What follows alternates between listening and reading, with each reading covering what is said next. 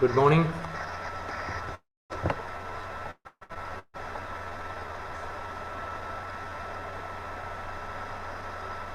Good morning, Nathan. Dijo sir, am I audible? Yes, I can hear you, Shall we Nathan. start? Yeah, sure. We can go ahead. Okay. Vrinda,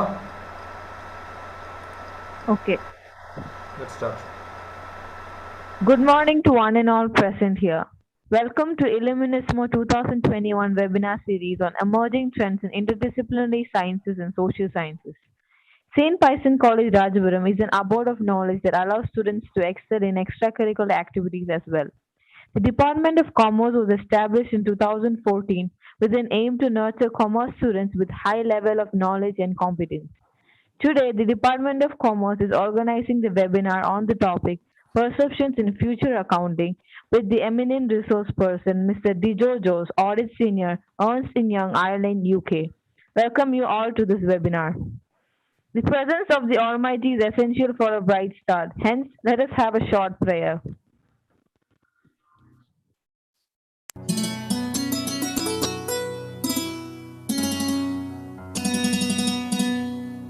പ്രഭാതകിരണം തെളിയുന്ന വാനം പ്രപഞ്ചനാഥ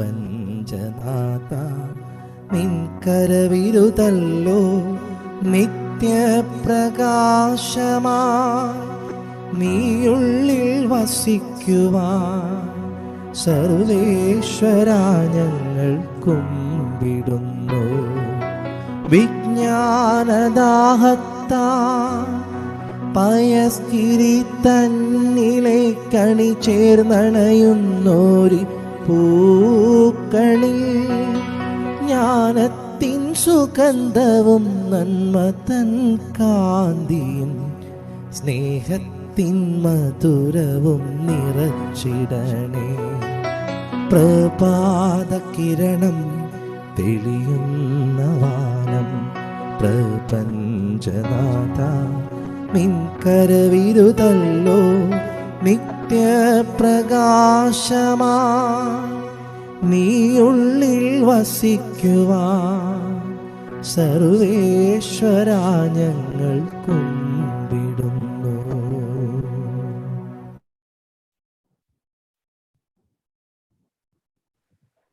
Now I invite Mr. Nikhil Mohan, Head of the Department of Commerce, to welcome the gathering to the session.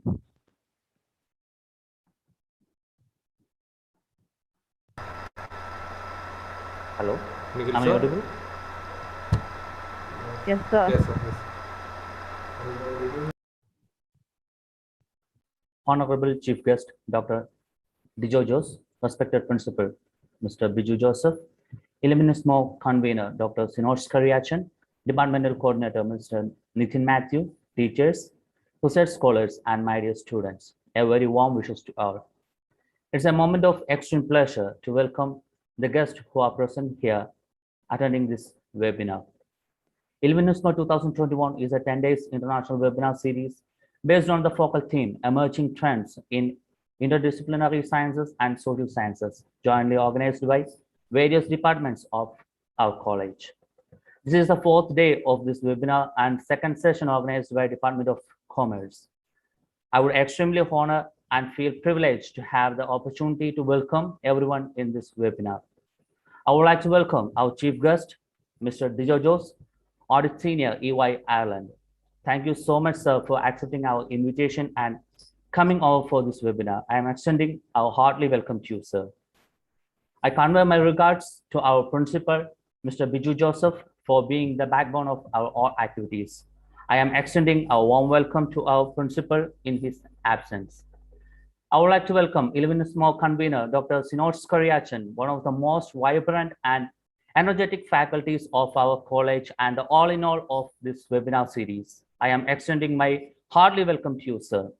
I would also like to welcome all teachers, research scholars, students who are present here for attending this webinar. Thank you. Thank you, Nikhil sir, for those warm words of welcome.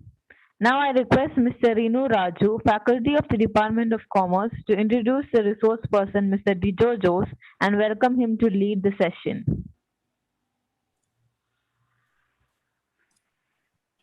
Am I audible? Yes, Yes, sir, sir, you're yes. audible. A very good morning to one and all. I am privileged to lay out the welcome mat to Mr. Dijo Jose, a man of magnificent mighty mind in the altering perceptions of commercial gateway. He being graduated in Bachelor of Commerce from St. Stephen's College, Colombo, pursued the Masters from IGNO, specializing in international business with a scholarship. He, in a while, got hold of accounting technician certificate from the Institute of Chartered Accountants of India and bagged MSc Strategic Management Accounting from Ireland. Having completed 4 years of incontrovertible excellent service in CM Joseph and Associates, Kerala as Audit Associate, he stepped out to shine forth in EY Ireland as Audit Senior. He has been a visionary since his learning began. All throughout the years of erudition, he Excuse had me, is it made- just me or did I'm not hearing Renu right now? Sorry.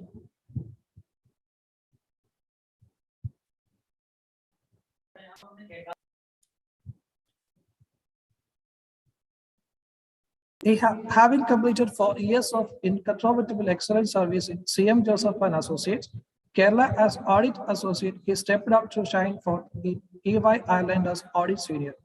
He has been a visionary since his learning began. All throughout the years of erudition, he had been heading towards the brilliance of history, pervading his persona in the college campus as an extraordinary man with a vitality and enthusiasm in academic, sports, arts, and in all extracurricular activities. He made his presence felt.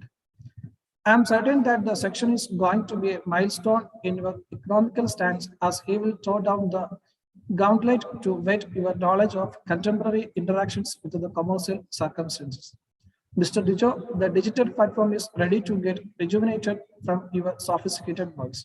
I welcome Mr. Dijo for this section. Excuse me, am I audible right now? Yes. Yes, sir. I can't seem to hear Renu.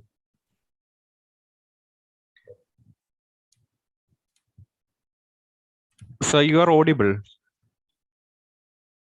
We can hear you.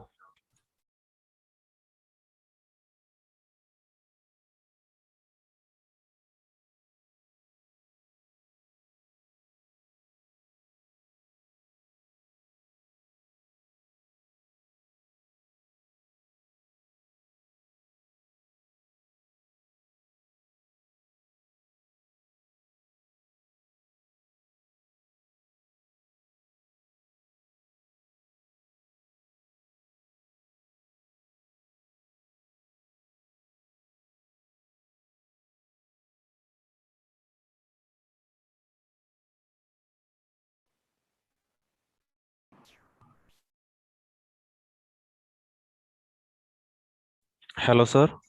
Hello, can you guys hear me right now? Yes, sir. We can hear you. Yeah, I just had some technical issues at that point of time. Yeah, I couldn't hear Renu speak much, but yeah. Thank you. Yeah, hope everybody can hear me now. Yeah, it's all good, right? Okay. Yes, sir. Yes. So, good morning. I guess that's what is that sorts as we are 11 a.m. around in Kerala, right? So, good morning to one and all. Hope everyone is doing well during this pandemic. First of all, thank you, Renu, for that warm introduction. That really touched my heart. Thank you, man. A special shout out goes out to the coordinators of St. Pius College for setting up such a magnificent webinar series. If I'm not wrong, it's been going for the past 4 days. So it's a really good thing that you have going around. It is indeed a privilege to be among such an esteemed panel of scholars and dignitaries. So many thanks for inviting me into this webinar series. So now, just before we start off, I'm intending this to be an interactive session. So towards the end, we have a Q&A set up. So please feel free to raise your questions and opinions during that time. So without further ado, let's begin the session. Would somebody be able to tell me if I'm just about to share my screen right now. Let me know if you guys can see the screen. Yes, sir.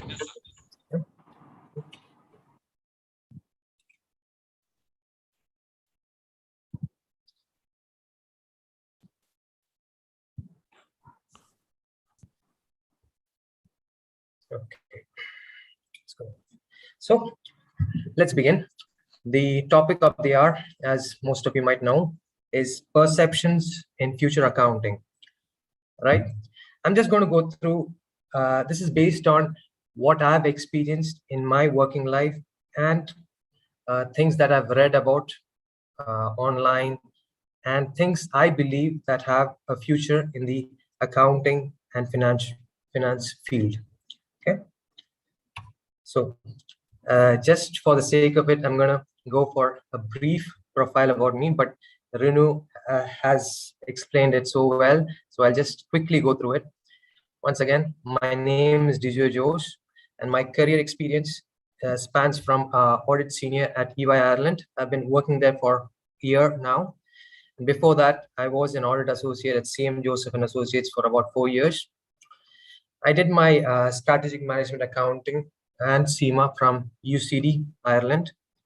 Then while I was in India, I did my MCOM International Business from IGNO, and I did my BCom in Computer Applications in St. Stephen's College as well. So yeah, let's go on with it. I think somebody is on the speaker right now, so please be on mute during the session. Yeah, if you have any questions, please raise it during the end. Thank you. So guys, what to expect from this session, right? That's the big question.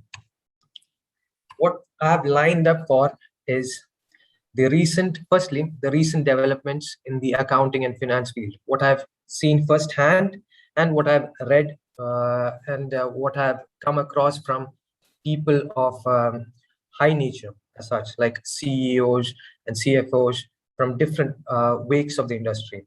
So that's the basis of that section as such. Then there is the current job prospects, because obviously all of us, all of us has been in that place. What are the current job, job opportunities that's available in the market, right? What's the best way to go about it, how to go about it, and how should we go about our search in jobs as such. And next, I have the future-proof skills and qualifications. For the limitations of this session as such, I'm just going to go through hard skills, certain hard skills that I've known to be really future-proof, and certain qualifications that I feel is definitely going to stay for a long period of time and is worth spending your time on. So yes, let's go on to the recent developments in accounting and finance. So the first one that I would like to talk about is artificial intelligence, right? So I'm pretty sure pretty much everybody in this room has heard about artificial intelligence. It is basically a broad name for computers solving problems on their own. And then there is machine learning in it, which involves computers that can recognize patterns in data and learn from them. So then again, machine learning is just a part of artificial intelligence. This is actually becoming a big thing in the accounting industry, accounting and financial industry. So one thing that we should all keep in mind is artificial intelligence is going to take over the world, whether you like it or not. So it's best to know what's going around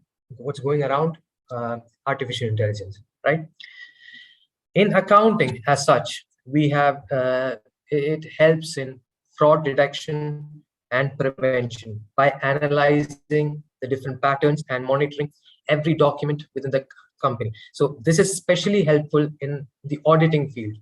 Whoever is working in the auditing field for sure has at least a limited application of AI especially when you're working in one of the big fours or one of the top 10 accounting firms in the world. Everywhere, the presence of artificial intelligence is being felt right now. Then again, it helps, artificial intelligence helps in generating better and deeper insights. That's basically data with machine learning algorithms. And it just helps to make better reliable forecasts, which is part of a job of an accountant or a financial analyst. So it just helps in gathering data and analyzing it. So it just makes the job of an accountant or a financial analyst a lot easier. And since it is mechanized and computerized, there is room for zero error as such. So there is zero error in that regard. Then there is the case of data input automation, like the books of primary entry, as you might all know, like the normal journal entries, the normal, the point of sales, all of that is being automated right now. You don't need a person typing in the entries as such, the accounting entries anymore. Most big MNCs have that now automated, and that's happening through artificial intelligence and machine learning, pretty much. Then there is the risk assessment, right? Risk assessment has been becoming huge in the accounting and finance field, because everybody wants to know what's going to happen in the future, and everybody wants to analyze the risks and prevent it as far as possible, right? I mean, you can't prevent the risks as such, but you can try and mitigate them to an extent where you are kind of safe, and you're easy going with it, right? So AI benefits from quick access to all the possible data and sophisticated predicting models. So it just helps them to sufficiently estimate what the future risks are and then better prepare for it, right? So next, what we have in line is cloud-based accounting. I'm pretty sure most of us have heard about this. Most of the big MNCs have this implemented already, but all the small and medium enterprises are getting to know this better nowadays. With the pandemic on the loop as of now, it's just the pace at which cloud-based accounting is progressing it's just maddening. So with cloud-based accounting, companies and firms are able to access their systems anywhere and anytime. Something which bodes well for teams that have shifted to remote work setup since the COVID-19 pandemic hit, right? I mean, the relevance of it cannot be stressed enough right now, because most of the people, wherever possible, are working from home, since we have a pandemic in the background, and we don't estimate to go back to the office anytime soon unless and until we have this sorted. And this cloud-based accounting just helps take care of it, just makes our lives a lot easier. This is according to a survey conducted by Sage, that's an accounting softwares company. Around more than 50%, right? Accountants believe their job will be a lot easier if cloud-based accounting is implemented. So it is worth noting that even the small and medium enterprises right now are trying to implement it on a rapid basis, because everybody sees it. This is what it's going to be. So yeah, I mean, that is about cloud-based accounting. Next, we go on to data analytics, right? Data analytics is another area which is really being interlinked with accounting. Since accounting and finance has a vast amount of data at their perusal, their combination with data analytics is a match made in heaven, right? So when we are talking about data analytics, we just need to understand what data analytics is all about. It just is a process of analyzing raw data and finding new patterns and trends, and then trying to answer questions. This is further automated by AI as such. So data analytics, AI, and accounting now goes hand in hand. Accountants nowadays, like I've said before, are taking on new roles as advisors as well, with unique skills that revolve around analyzing data. So it has become pertinent, since accountants and financial analysts, or any person in the finance industry for that matter, they have a huge amount of raw data. Now they have they can play the role of advisors as well, because they have that access to data. And as you might all know, data is king nowadays. With data, you can make and break worlds. So yeah, data is it. And then again, data analytics helps, analyzing numbers, right? Helps businesses come up with valuable insights, which enables them to identify process improvements, as well as increase efficiency and manage risks better. So it's all of these topics that I've taken up are all interconnected. It's not like it's going one by one in a unison. It's all interconnected, and it will all overlap as well. So yeah. Next one that we have is blockchain. Blockchain is an emerging technology trend that is popular, especially in cryptocurrency, right? I'm pretty sure most of you people have heard about cryptocurrency wallets and like Dogecoin, Elon Musk Dogecoin, and all of that, and obviously, Bitcoin as well. Even though India has not been as friendly to cryptocurrencies as such, all over the world they're kind of attaching it as the future. So yeah, nobody knows. But on the other hand, blockchain is the technology that kind of powers it. So blockchain, whether like it or not, it's going to be here, and it has immense applications as well. So as a definition, what is blockchain, right? It is basically a shared immutable ledger that facilitates the process of recording transactions and tracking assets in a business network.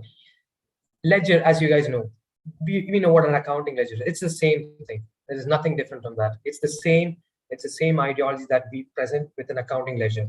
The only thing is it's immutable. That means its trace cannot be removed. Once it's there, it's there.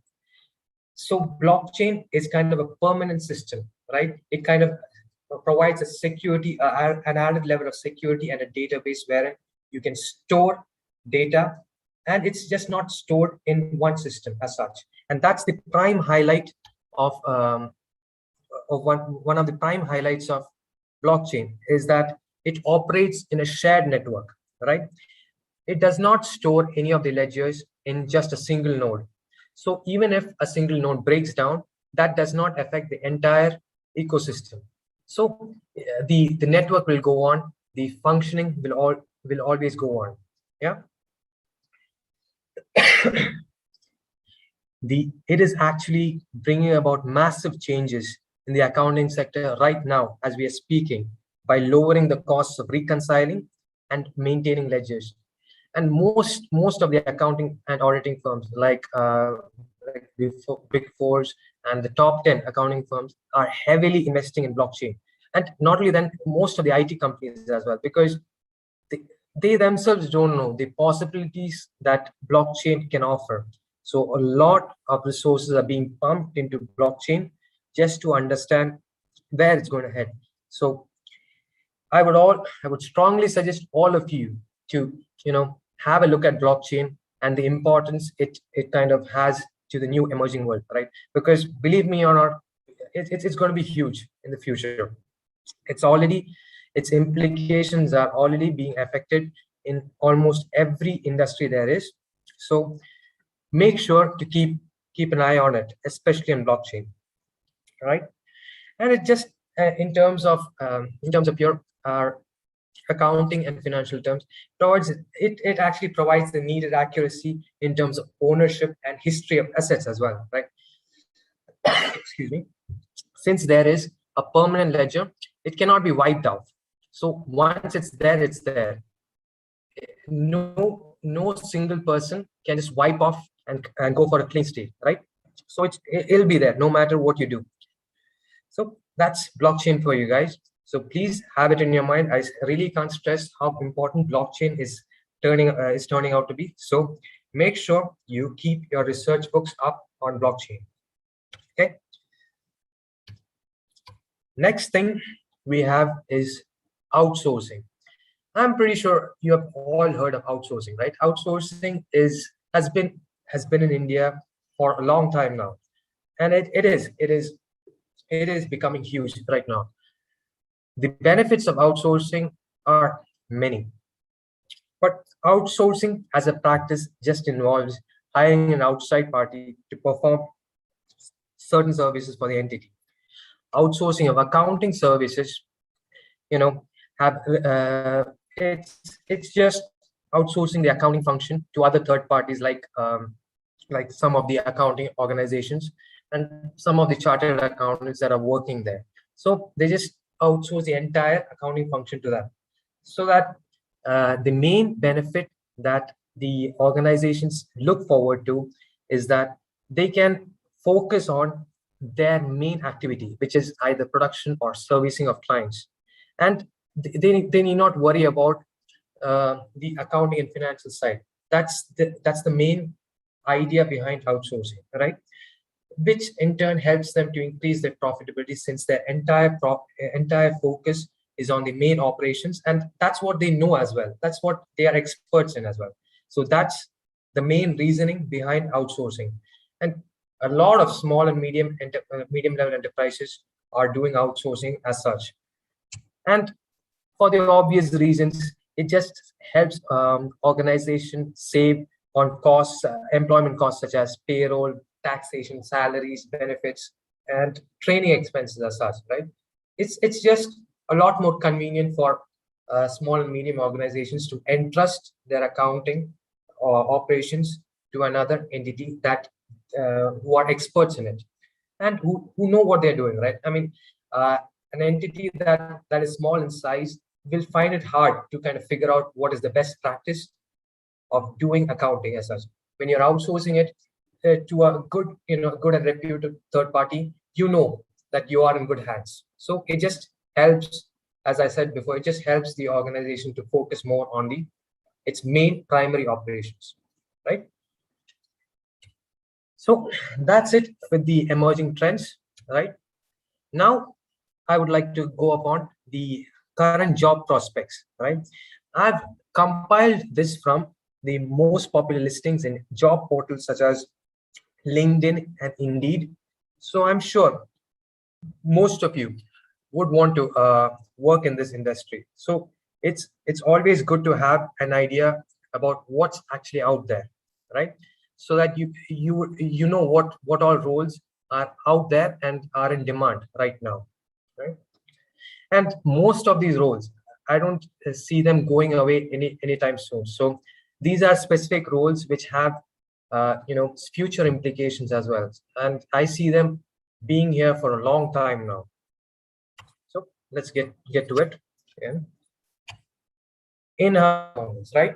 Even though a lot of companies are outsourcing their accounting function, the biggest of the big MNCs like to keep it under their wing for privacy and security reasons. Thus, in-house accountants are still very much in demand. It's like I've said before, right? There are two aspects to it. Some people, are against outsourcing for the fact that they'll be sharing their, private information with a third party. So some of the biggest organizations, they're not okay with that. They like it.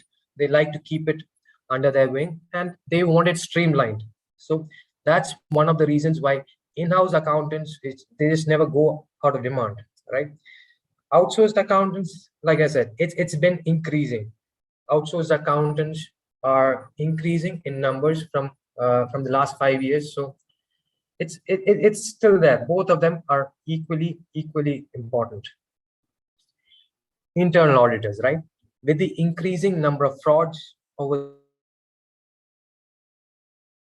the past 5 years, the role and scope of internal auditors has been expanding a lot. So then again, internal auditors, it's a no-brainer. We have seen I don't know the amount of frauds we have seen, especially in the last 5 years, right? So what we need to keep in mind is we need to have our eyes around what's happening around us, and we need to estimate, like, yeah, what's going to happen in the future. Sure, I mean, all our estimations might not, work out to be true, but it's always good to have that foreseeing nature regarding the future. And then the next one we have, without no doubt, is the external auditors, right? The same thing that I've said for internal auditors is applicable for external auditors as well. But the only fact that it is regulatory and compulsory in nature, it just provides for a more better job security. Like, for example, in terms of when a recession hits, right? There is always that kind of job security that you always look forward to. And audit, I would say, is one area where you have that, because no matter what, if it's any sort of recession or no matter what, the organization has to keep going on, and yeah, it has to run. So there is always, and since it's regulatory in nature, organizations don't have a choice. So they have to get on with it. The next one that we have is financial analysts, and this role has been, coming up a lot right now. And they are basically concerned with the current and future financial health and stability of the company. They are basically required to make projections regarding the future. So it's you can go for cash flows and all. So especially, I mean, their role especially comes in focus where a company is in crisis, right? Especially in crisis mode, because during this COVID-19 pandemic, I've known a lot of financial analysts who are working their head off. I mean, just to make sure they have future projected cash flows in their hand. They estimate the cash flows, but one thing they couldn't estimate is, definitely the COVID-19 pandemic. So they're working around a lot to figure out how to maintain the cash balance for the future of the firm. Then again, we have the risk management, which is an evolving field, right? It involves identifying and managing different forms of financial risks. This again has immense importance for the future, because identifying risks in before it actually happens it gives you a strong upper hand to face it and mitigate it as well. So it just helps an organization to get over it and get through it, right? Risk, no matter what, will be there, but anticipating it and knowing what actions to take at the right time will help the organization sail through it, right? And in fact, there are some organizations that re-emerge from it, that reinvent themselves through risks that occur in the environment. So risk management is again a big area that's kind of opening up different roles for people in the accounting and the finance field as such. Then there is the investment bankers, right? They usually facilitate brokering of major transactions for large institutional clients, which includes mergers and acquisitions, underwriting, etc. So they are more or less related to institutional banks and investment bankers. It's a lucrative profession to be in, and it has immense growth as well in that area. The next field is asset managers. They kind of actually help they manage the wealth of high net worth individuals and institutional clients, right? They create a portfolio of assets for these individuals, and they ensure that they receive a set amount of growth return for them. So this asset managers, and especially the investment bankers and asset managers, are gaining a lot of traction in the past 5 years. So guys, make sure you have a look at those, especially the risk management, investment banker, and asset managers, because they are gaining a lot of traction in the coming years. I feel they are. So that's about that. Next, again, I would like to talk about the future-proof skills and qualification. This again is based upon my experience and and the kind of talks I've had with various officials of different organizations, I've thought this to be, I thought this needs to be included in it, and I've included certain solid hard skills and qualifications based on the job market requirement. I've left out the soft skills because by now most of you might know what the soft skills are, what the expected soft skills are for our industry is. So yeah, let's get right to it. The first one that we have is definitely ERPs, right? The software proficiency in ERPs such as SAP, Oracle, Tally is kind of the norm, and it is kind of expected in the industry. So you need to have some sort of proficiency. You need to get some sort of training in these before joining a firm, because this is now kind of an expected for a beginner as well. So some sort of experience with ERP such as SAP, Oracle, or Tally. Tally, especially in India, but SAP and Oracle, especially. It is always good to have that up your sleeve. It'll just light up your resume as well. But more than that, most of the organizations now expect it as well. Just to have some sort of experience with SAP and Oracle. Then we have MS Office, right?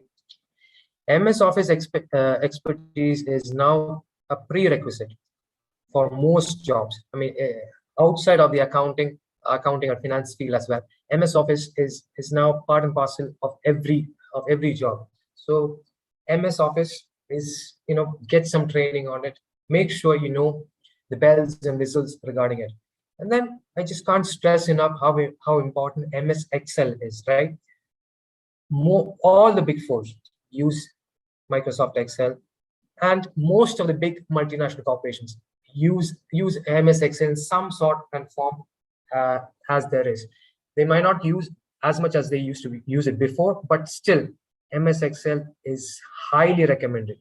I highly recommend learning and spending some real good quality time on trying to learn MS Excel and the shortcuts and just to work around it. Because one thing I can say, I've heard a lot of people say MS Excel will go out of fashion or go out of business, but it's been here a long time, and believe me when I tell you, it's going to be here for a long time as well, because it is a very customizable software, and it is useful for a lot of things, right? It's just useful as a database tool and a lot of things. So it's just very customizable, and it is user friendly comparing to other applications as well.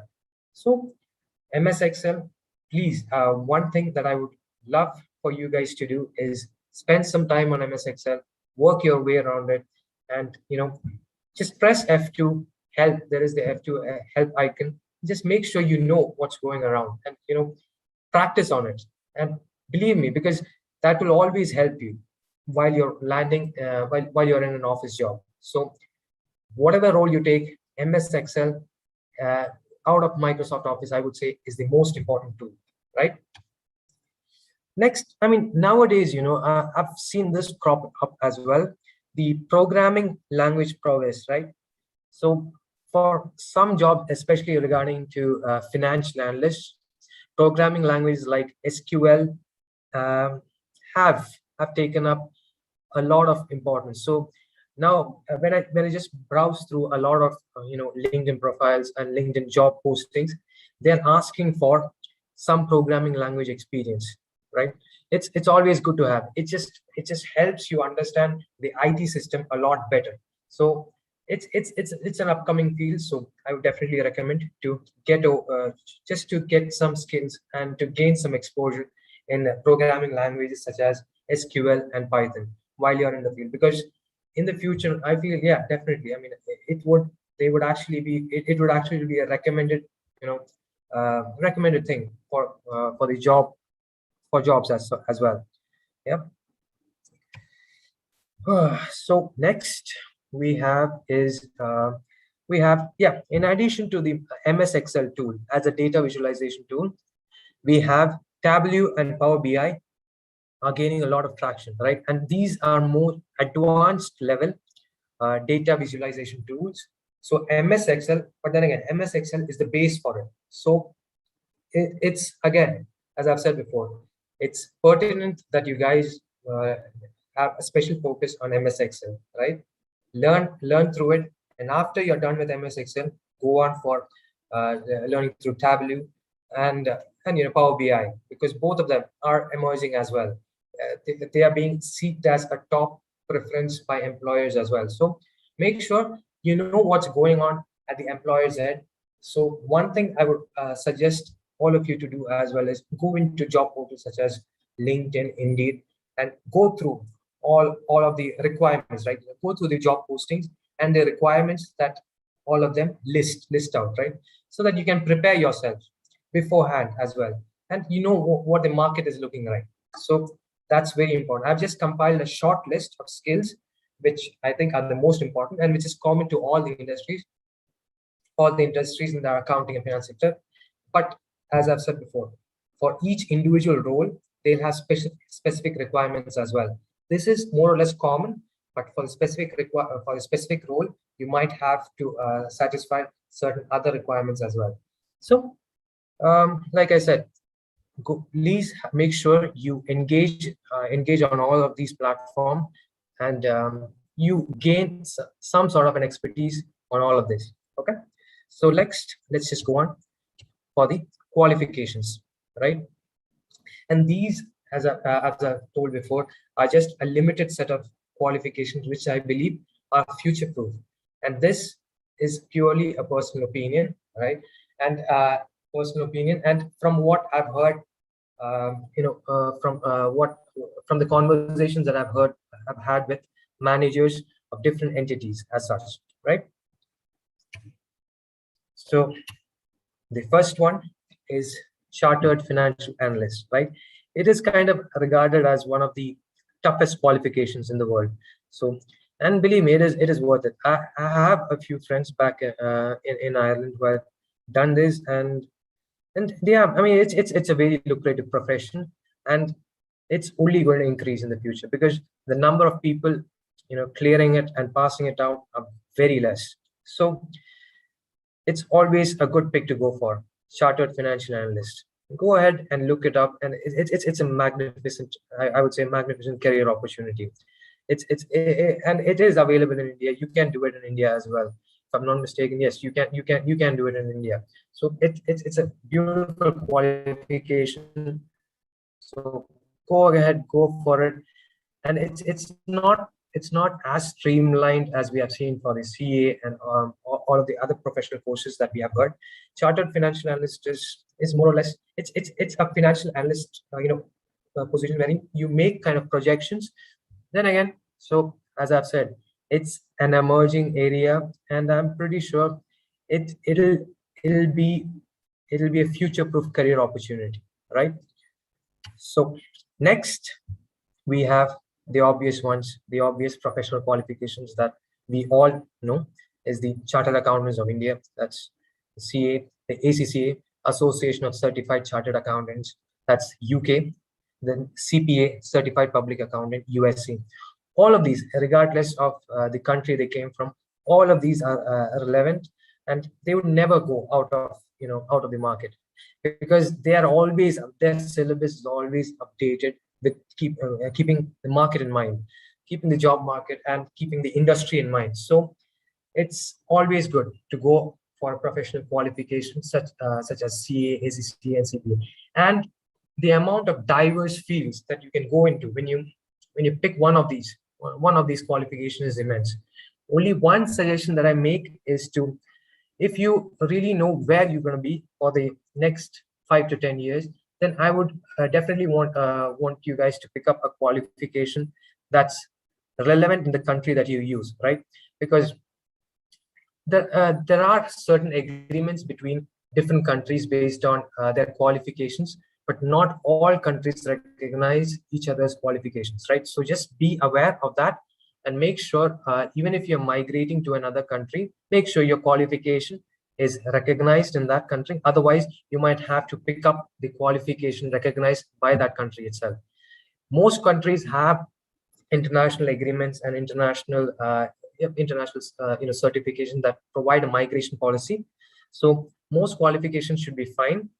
Like for example, the Indian CA is kind of recognized in Ireland by the CPA Ireland. So it's automatically, once you qualified Indian CA, you provide an application, you satisfy some minor requirements, you get if you're thinking migrating to Ireland, you get an automatic CPA Ireland there, and that's huge. I mean, if you're intending to go anywhere in the world, so just make sure you have that in your mind, right? Just make sure the licensing conditions are met, and the licensing authority has some prior agreement with the country that you're going to go to. Okay, so that's my only advice there. And then again, most of these courses, I would assume you guys would have heard about it. So yeah, I mean, they are huge. They are huge, and the opportunities that the opportunities you might get out of this is huge, and the fields that you can get into out of this is huge. Okay, so over to next, CMA. That's CMA and CIMA. That's basically cost and management accounting. CMA is the Indian one, and the CIMA is the UK based one, right? I've just quoted two of them. Then again, there are cost and management accountants for different for each country differently. The same applies. What I've said for the chartered accountant, same applies for cost and management accountant as well. And since I am a CIMA accountant, I can tell you more about CIMA, and it's I would say it's a beautiful qualification. The exposure that you get to the different job offers are a lot. So I would always, have a look through it. It's good. Have a look through the website. It's always good. For all the above, right? Have a look through all the above, professional qualifications, and I would suggest pick one that kind of suits you. Pick one thing. Pick a qualification that you feel is suited to your personality and you feel you are interested in, right? That's all there is about it, right? And the last one that I would like to mention is company secretary. This is actually a unique profession, and it's a very lucrative one as well. In India, the company secretary profession is kind of provided by ICSI, and it is a very important role in the organization. So if you are particularly interested in the company legal matters, this is the role to go to. I would suggest they enjoy a top management position. So company secretary is a really good avenue to go through. But then again, one tweak that I would like to make is, if you intend to migrate to any other country, there is limited scope for company secretaryship, because the agreements regarding that, agreements with different countries are kind of it's kind of a little sketchy. So it's all right if you intend to stay, if you intend to make your stay in India, that's well and good. But if you intend to go outside India, I would recommend you to, before selecting this course, to go over their website and to just confirm what all international affiliations they have, right? So this kind of brings me to end of my session. So yeah, now I'm open to questions. So please feel free to raise any questions that you might have during the session. So please go ahead, guys. I'm waiting for it. Come on, bring it on. Hello, sir. Hello. Yes. Sir, I am Kripesh. Hi, Kripesh. How are you doing? I'm fine, sir. Good. Sir, can you please explain about the CAT course provided by ICA? Sorry, come again. Certificate in Accounting Technician course provided by ICA. ICA. That's basically the ICA provides the three. There is CPT, there is IPCC, and there is final, right? CA final. You do know that, right? So once you clear CA IPCC, you get the accounting technician certificate. You just need to make an application with ICAI and you'll get that. And you'll need 3 years of articleship experience as well.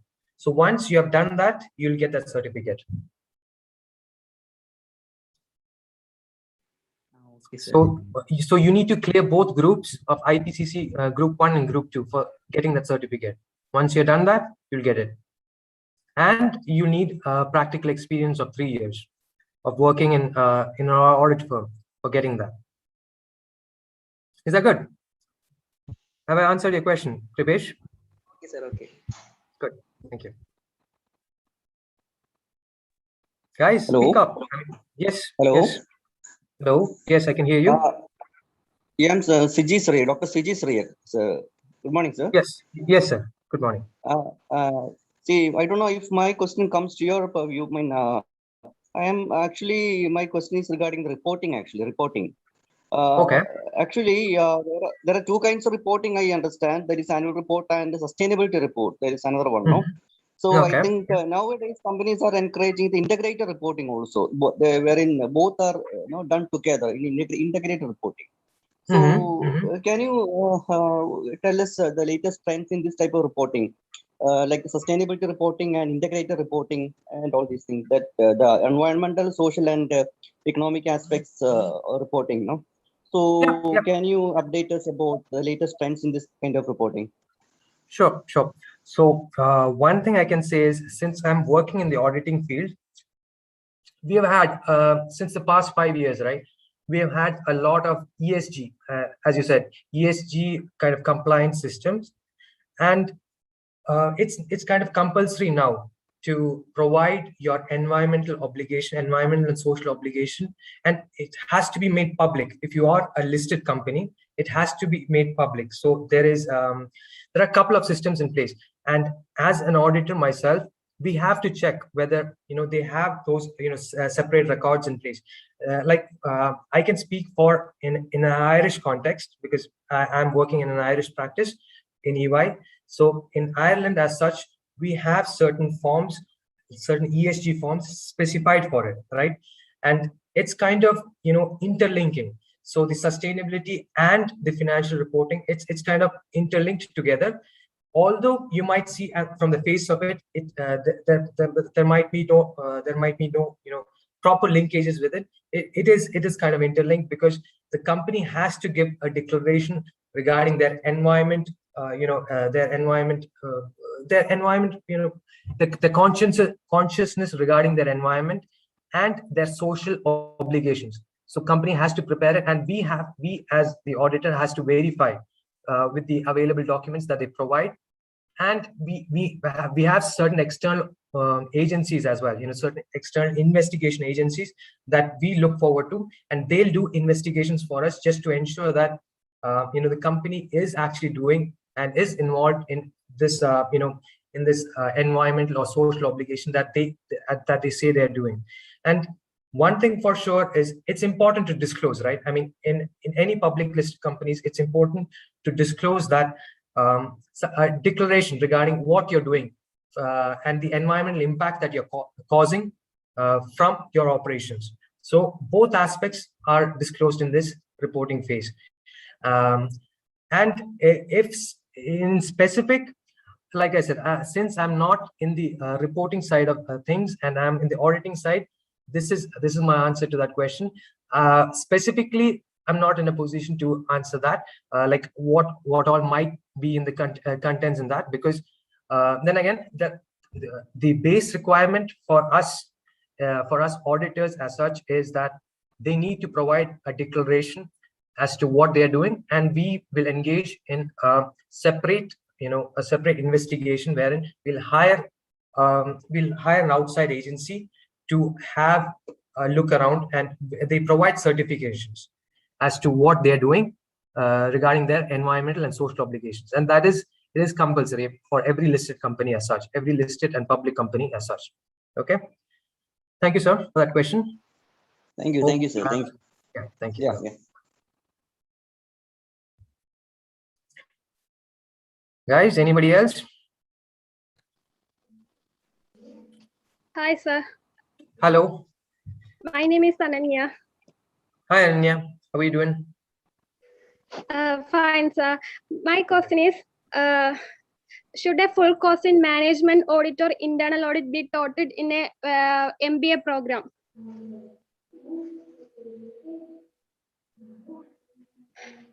Hello, sir.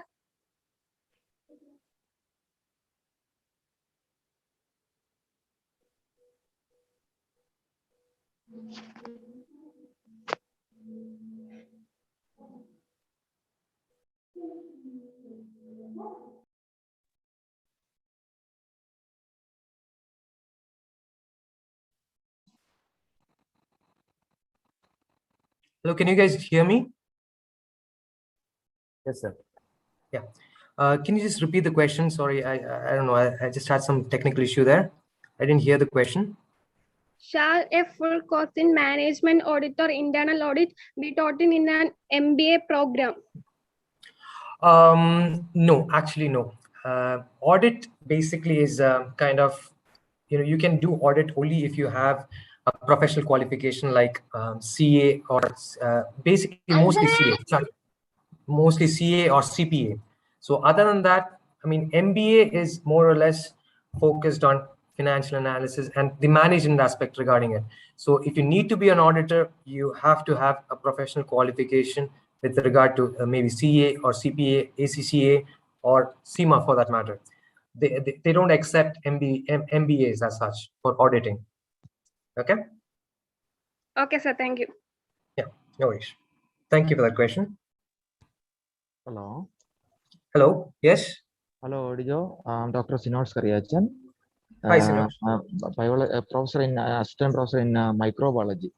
Okay. Oh, right. So yeah, and I'm extremely happy to hear your lecture. Now you have made a very simple, like a non-commerce person like us, and it was very insightful and very simple to understand.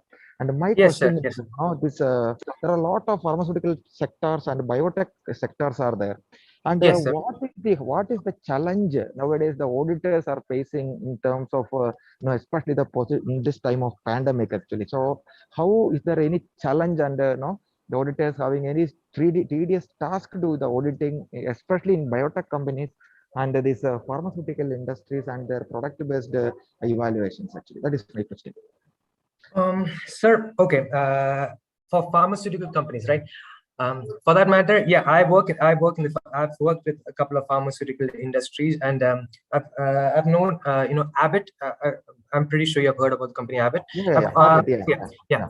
I've worked with them. So as you might know, the drug manufacturing, it's like 5 to 10 years, right? It takes 10 to 15 years. It's more than that actually, 10 to 15. More than that, exactly.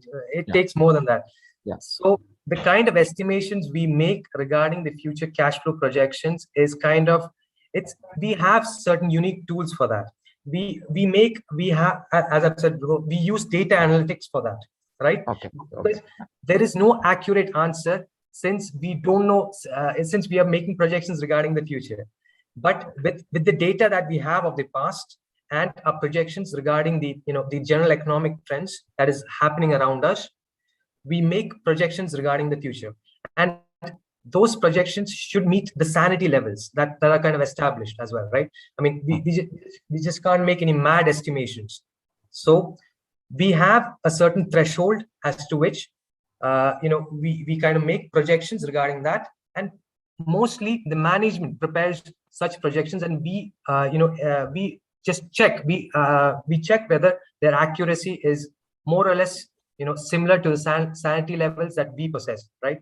Because like I said, there are some pharmaceuticals, I wouldn't take up the names of which pharmaceutical company. They provide certain exorbitant, like extraordinary projections regarding the future, and it's all dependent on that, because nobody really knows, right, what the future is going to hold. But we make some projections which is which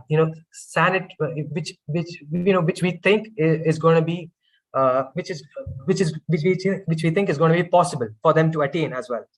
And like I said, we have tools, certain database analytics tools, and we use AI as well for that matter, so as to make future projections. So as of now, we use that kind of a methodology to make future projections, because in a single year, the organization might not produce any kind of products and might not have any kind of sales as such. Abbott is fine. It's a huge company. It has sales of different products, but there are certain small manufacturers, small drug manufacturers, small pharmaceutical companies, which for a drug manufacturing takes, as you said, maybe 10, 15 to 20, 30 years.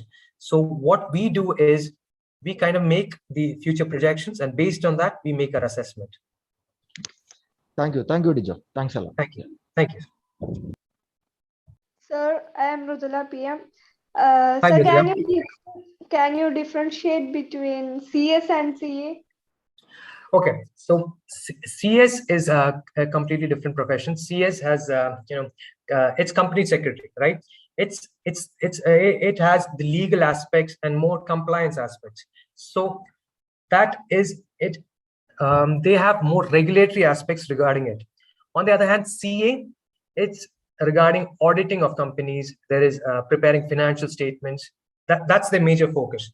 Even though there are some subjects that are kind of common to both, CA is for a different area. Whereas CA, as a chartered accountant, you might work in funds. You can work in funds, and it's diverse, the amount of areas where you can work as a chartered accountant. But as a company secretary, you normally are employed in a listed company. It's compulsory to have a company secretary in a listed company. So it's kind of like a top level management position in terms of because the moment you get selected, it will be a top level management position. And there aren't that many company secretaries in the companies as well. They don't hire that many people, but whoever is in there are at the top level. So it's easy to get to that level while you are in a company secretary. But as a chartered accountant, I mean, you start off in a beginner's career, and you progress then on. So that's kind of the major difference, and there are major focus areas as well, right?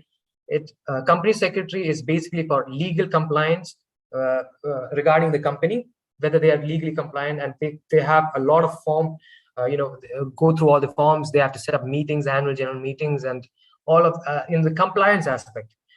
On the other hand, chartered accountants or CPAs for that matter, they focus on like the financial transactions and the fund management and all of that. So it's just two different areas. Okay. Thank you, sir.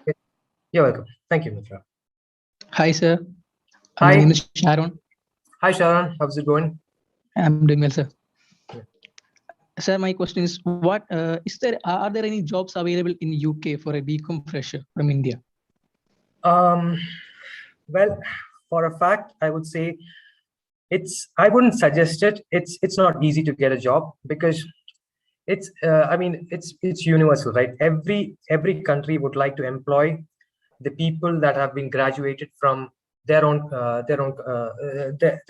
country as such. So if you are graduating from a country, the university which is located in that country, they would like to employ them. Unless and until if you are, definitely if you have studied in the QS world rankings, one of the top universities in them, then it's a whole different story. But other than that, mostly every company would like to hire somebody who's studied in a university that's residing in their country as such. So one thing that I would like to suggest you is, as a postgraduate qualification, come over to UK, get a degree and get qualified, right? Then your chance of getting a job is much better. As just a degree BCom holder, it is, I won't say impossible, but it is really hard to get one. Okay, I mean, it's just different, right? I mean, the way it is structured, because they always prefer people from their own country who has a qualification or who has a degree from their own country. So because they know what they are being they are being taught in those universities. And while we might have really good knowledge, since the companies are kind of apprehensive for that matter. So it's what I would suggest is go ahead and do a master's in any field that you would like. And what I would recommend is do a professional qualification, do any sort of professional qualification, and it could be either ACCA or CIMA for that matter. whatever your taste is. Go for that, get that sorted, and believe me, then for sure you'll get a job there. And once you're qualified, for sure, because qualifications, right? Professional qualifications are in huge demand out there in the UK. So for sure, that's my suggestion for you. Thank you so much, sir. Yeah, no worries. Hello, sir. Hello. Hi, Abhi. Myself, Hi, Abhi. Abhi. Hi, Abhi. I'm third year BCom student, sir. Nice. Good job.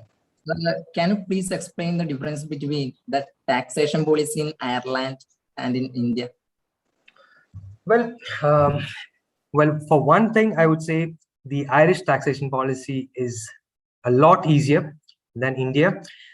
India, as most of you might know, it has a very complicated taxation policy. I mean, I would say the only country that has a more complicated taxation policy is probably Brazil, maybe more or less related, because the kind of the rules and regulations and the bylaws that we have in our taxation policies, it's immense. And the case laws as well, because the taxation in India is kind of governed by case laws as well. So it's mind-numbing, the number of case laws that we have in India. On the other hand, in Ireland, yeah, I mean, it's pretty straightforward. It is a lot more straightforward. It is, to be perfectly honest, it is a lot more easier. So any person that has actually worked on Indian taxation will find it a lot easier to work in Irish taxation. And it's similar to the matter, like for personal taxation, it's similar to the matter, right? The taxation rates are really high. Like there is, for a particular income category, it's 20% taxation for the individual. And after you exceed like 35,300 euros, if you have an income per annum income exceeding 35,300 euros, for the exceeding amount, you have to pay 40% taxation. So the individuals are taxed really heavily. And for the corporate sector, since Ireland as such is, it kind of thrives on the corporate sector, and it kind of invites a lot of corporate FDI. They just have a 12% corporate tax rate. So then again, that's the gist of it, right? The difference between the Irish taxation and Indian taxation. For a fact, I would tell you, if you have a thorough knowledge of our Indian taxation, like income tax, GST, and if you had some knowledge regarding the VAT as well, you'll be perfectly fine. You're perfectly sorted to study Irish tax, because believe me when I say this, it's easier. It is way easier than Indian taxation. So, yeah. Okay, sir. Thank you. No worries.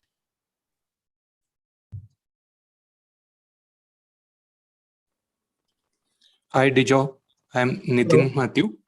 Hello. From Department of Commerce. Hi, Nitin. Hi. How's it going? Hi. It's really an awesome presentation. You have covered all areas of modern accounting and future accounting. Yes. My question is, can you please tell us how we can use our LinkedIn profile for social platforms to get market ourselves and get placed? That's actually a really good question, right? I mean, having a really good social media platform and social media networking it's gaining a lot of traction, because to be perfectly honest, especially in what I can talk about is in an Irish setting, the amount of connections that you can make out of LinkedIn especially is huge. I mean, you can just send it. I mean, once you have a proper profile, you need to have a really good professional picture in your LinkedIn profile, and you need to list in all your qualifications.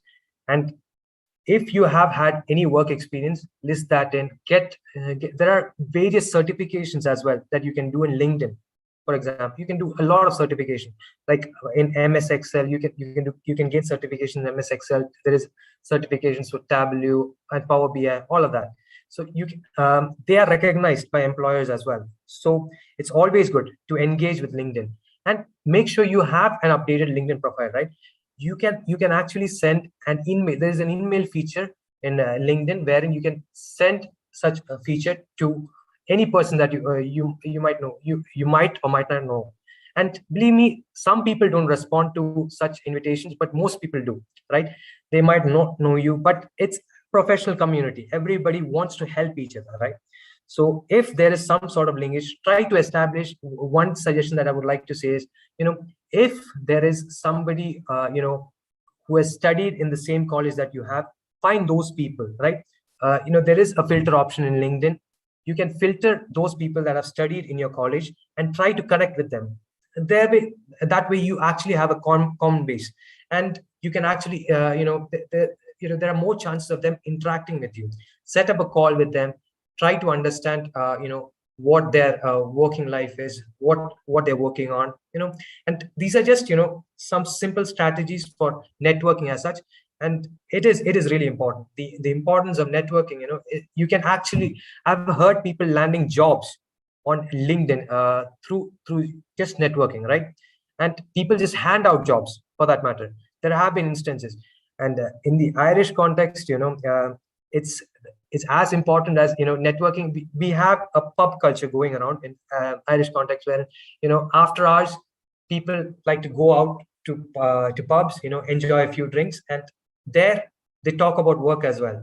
I've known people who have had jobs in a pub setting as well, just because, they were really friendly, and they just knew how to communicate and express themselves. So that's how free it is. So you just never know. All you have to do is make an effort, right? You make an effort and put yourself out there. Try to connect with as many people as possible, and try and understand what they're putting out there, and what all roles are out there, and what their functioning is about. Try to learn from them, and try to find a mentor. I would say, mentor from LinkedIn, a person whose career path you would like to follow. And there are plenty of people out there. There are plenty of people. Try to find a person who you feel will be positive for your growth. So yeah, that would be my answer for that. Okay, thank you, Dijo. Thank you.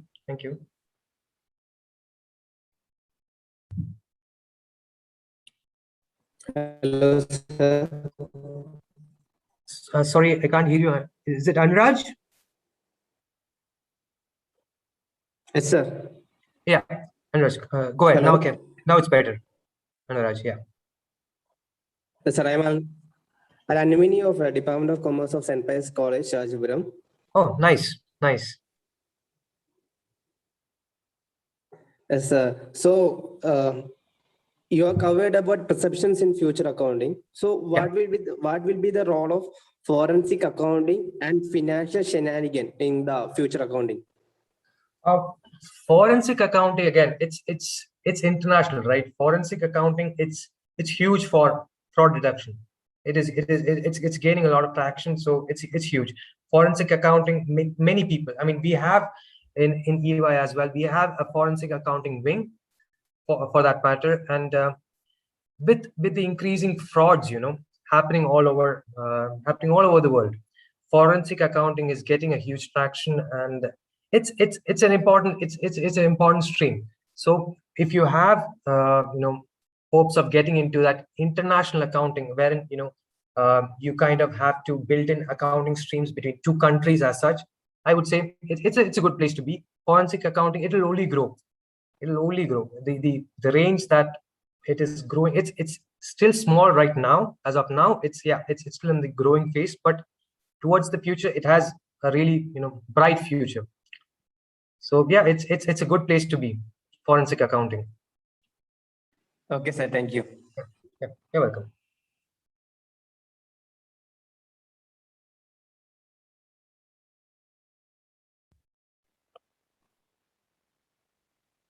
Any other doubts, students? Hello, sir. Hi. I'm Saija. Hi, Saija. How's it going? Sir, my doubt is, sir, my ambition is to become a CA. Nice. But actually, I don't know how to qualify and how much papers and how much years will take for become a CA.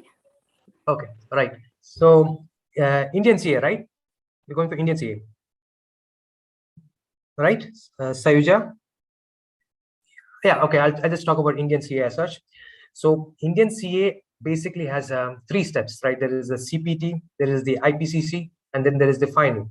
So after after you clear the CPT exams, you'll have to do IPCC, and IPCC has 2 groups with 4 papers each in both groups. And once you can either start an articleship training once you have cleared CPT, yeah, or once you have cleared your degree qualification, right? It's either or. So you have to have around 2.5 years articleship experience before writing the final exam. So you have to have total 3 years practical experience to qualify as a CA, but 2.5 years practical experience to write the CA final exam. And it's like a step-by-step process. Like I said, it's CPT, IPCC, 2 groups, final, 2 groups again, 4 papers each.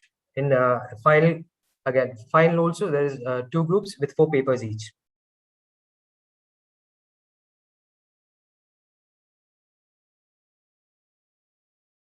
Yeah. So thank you so much. You're welcome. Any other questions, guys? Sir, I am Namida. Hi. 3rd year BCom Hi, student. Namita. Nice. So I wanted to become a financial analyst. Right. What are the qualifications to want to become a financial analyst? So I mean, you can go for the CFA, as I've said. It's an extremely lucrative career option. It's like it's kind of hard. It's regarded as one of the toughest courses in the world. It is hard, but once you get over it, once you are over to the other side of the exams and the practical experience, it's a beautiful place to be. Telling, I mean, there are so many few people, very few people who are qualified CFAs. So I would definitely suggest you to go ahead and go over the syllabus of CFA. Just go over their website, go have a look at CFA. It's a beautiful profession to be. And if not that, right, if you think that's not suited for you, you can go ahead and do CA or ACCA for that matter. You can get appointed as a financial analyst, as a CA and an ACCA as well. It's just your expertise might differ a little, but that's also fine. It's you can so my primary suggestion would definitely be CFA, Chartered Financial Analyst, and then if you think that's not that's not the course for you, you can definitely go for CA or ACCA for that matter, and then finish the qualification and apply for a financial analyst. I'm pretty sure you'll get a job as a financial analyst. It should be fine. Thank you, sir. No worries, Namita. Hi, sir. I'm Akshaya. Hi, Aksa. How's it going? So my doubt is about CMA or CS. Which one is more easy? I mean, okay. I wouldn't say it's about the easiness aspect, right? I mean, it's a professional qualification. All of what I've said is professional qualification, and I wouldn't call none of them as easy. Okay, none of them are easy. They have a particular number of people passing out every year, and there is a pass percentage as well. So I wouldn't call any of those professional qualifications, CIMA or CA for that matter, as easy. It's just what you like more. For example, in CIMA, the stress is on management accounting and cost accounting. It's not that management accounting and cost accounting is not there in CA as such. It's there, but the stress, they majorly stress this on management accounting and cost accounting, and even on strategy for that matter as well. If you have a flair for strategy, yes, go for CIMA, that's management accounting and cost accounting. But then again, if you want to stay in maybe audit or financial accounting for that matter, I would suggest you to go for CA, because that's where the emphasis is in CA. There is you have taxation, you have cost, you have financial accounting, audit. So that's kind of the emphasis there. In management accounting, the emphasis is on strategy, cost accounting, and management accounting for that matter. So it's just the emphasis, the importance of certain subjects is a little greater here and there. That's the only difference between them. And the kind of the kind of toughness, right? It's pretty much similar. I wouldn't say one is tougher than the other, or one has a greater pass percentage than the other. No, I mean, it's just pretty much on the same level. it's just different fields as such. It's if you want to be in a particular field in the future, yes, you should pick SEMA for that matter. If you want to be in that field, you should pick SEMA. If you want to be in another field, you should pick CA as such. So it's just specializing, specialization. But on the other hand, I would definitely mention that CA, I would say, is more broad in nature. Is definitely a little more broader than SEMA for that matter.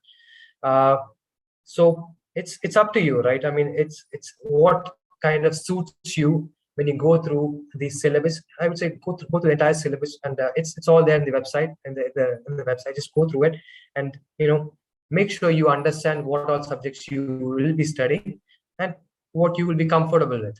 So both of them, I would say, both of them are equally good. So either one of them, I wouldn't suggest either one of them based on the easiness. Both are not easy. Both are it's a professional course. Both are professional courses, so it has its set difficulties. So it is it's just based on your preference and based on your liking. You just select one of the two, right? Thank you, sir. Yeah, no worries.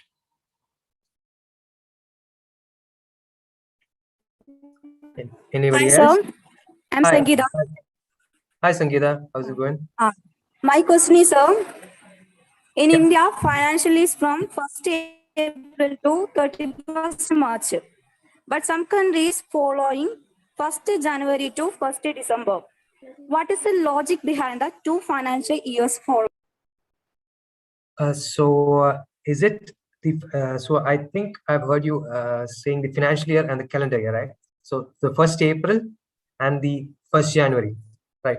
So the basic logic behind this, in Ireland, we follow the calendar year. We follow that in the Irish context, but in India, yes, it's 1st April to 31st March. So there is, I wouldn't say there is any logical answer to it. It's just how the system kind of figures out.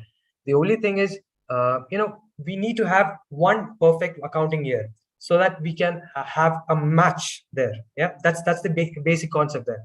We need to establish a single base and single consistent base so that we can match the different years as such.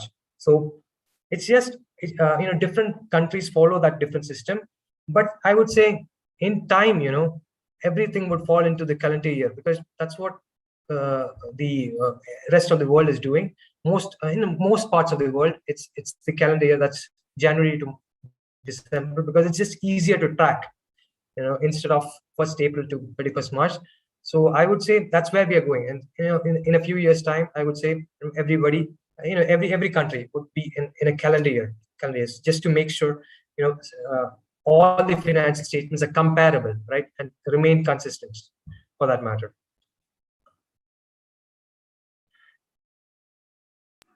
Okay, sir, thank you. Yeah, no worries, Sangeeta.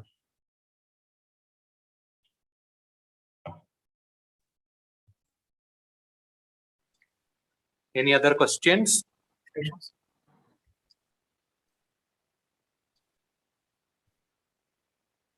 Okay, I think let's wind up.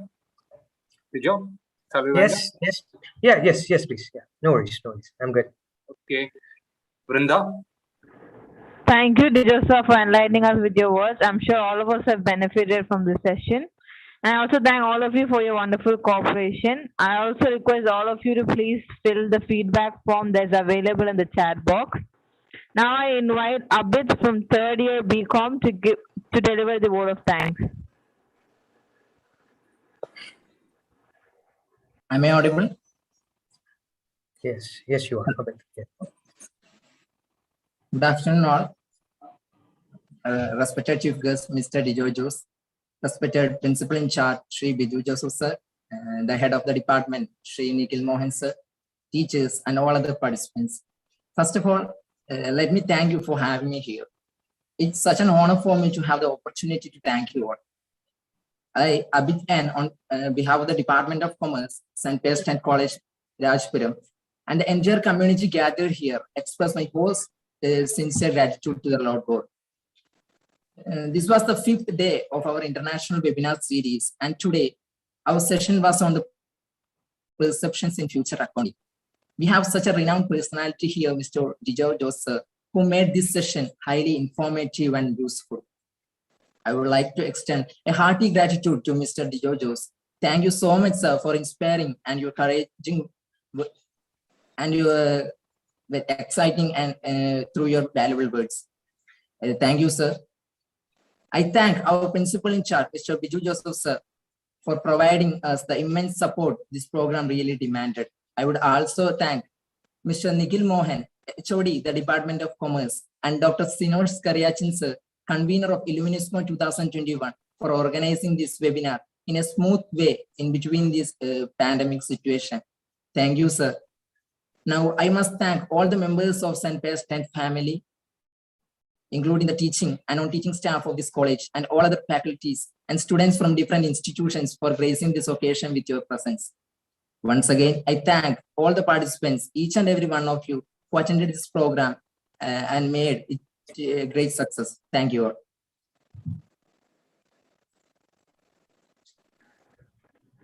Thank you, Abid. Now the meeting stands officially over.